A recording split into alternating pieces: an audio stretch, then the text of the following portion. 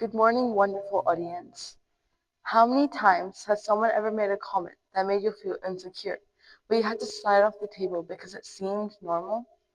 Like, you're so skinny the wind could blow you away, or you look like you have a big appetite.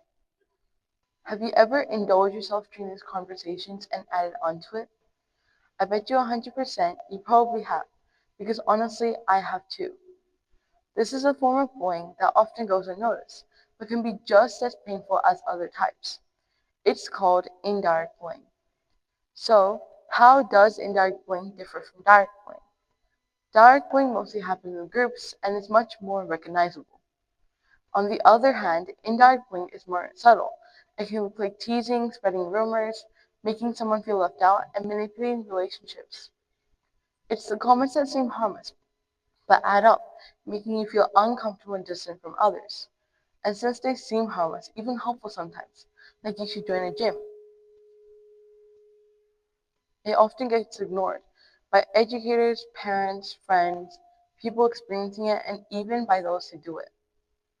Even if these comments are ignored, phrases like, you should smile more, or you could be promoted if you spoke up more, can indicate that someone is being indirectly bullied, often reflecting signs of hesitation. Similarly, suggestions such as, you should wear something else, or you should celebrate holidays my way, can undermine a person's choices and confidence.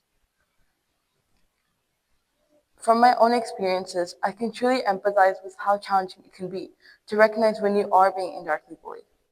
Those you care about, friends, family, and even role models, can sometimes contribute to these feelings in unexpected ways. It might be a small comment shared around the dinner table that makes you feel lost in your own. Psychology says that a person's self-perception is partly shaped around social expectations. For example, if a person calls you dumb in a conversation, you might not have an immediate reaction to it, but it will remain in your subconscious. That means the next time you get a question wrong, you call yourself dumb, losing confidence. These comments have a fatal effect on our well-being. There are various reasons as to why indirect bullying happens in the first place. It could be that the bully is trying to vent their feelings, their personal issues on others, being mean to others. It's also possible that the bully is unaware of their actions due to social upbringing or peer pressure.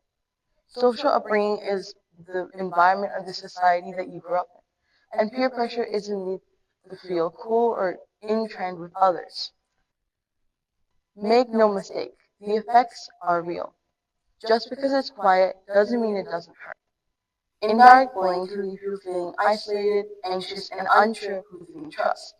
This leads to eroding their confidence, as they begin to doubt everything in themselves, which impacts everything, such as changes in personality and distances in close relationships, like those between parents and their children. When I was younger, I was part of this toxic friend group. Note that I knew at that point. In that friend group, there was this popular girl that everyone loved. Let's just name her Sam. Whenever she would say something, my so-called friends would repeat after her and act like it was the coolest thing in the world. In truth, sometimes I would feel like I didn't belong. Like I was just too much and genuinely a bad person. Like I was just there to be the unofficial helper of the group. Imagine walking on a narrow beam and tripping, grabbing a large pillar for support. That was me, that large pillar. I'll admit it wasn't easy because I had to be constantly selfless and available. Luckily, my love for books made listening to the teacher easy, and I genuinely enjoyed learning. But then one day, Sam was saying how I was such a boring girl, and that I never fitted in. This made me, I don't know why, but these comments really affected me, and I began to doubt myself and my choices, trying to be more like her. No one deserves to feel like this, and I repeat, no one. So, what can we do about it? I suggest revisiting the values that we learned while growing up, values that even kindergarten kids are learning right now. What I'm talking about is the acronym THINK. T stands for true. Always make sure that you're being honest to others as well as being honest to yourself. H stands for helpful. Make sure that whatever you're saying is helpful instead of discouraging others. I stand for inspiring.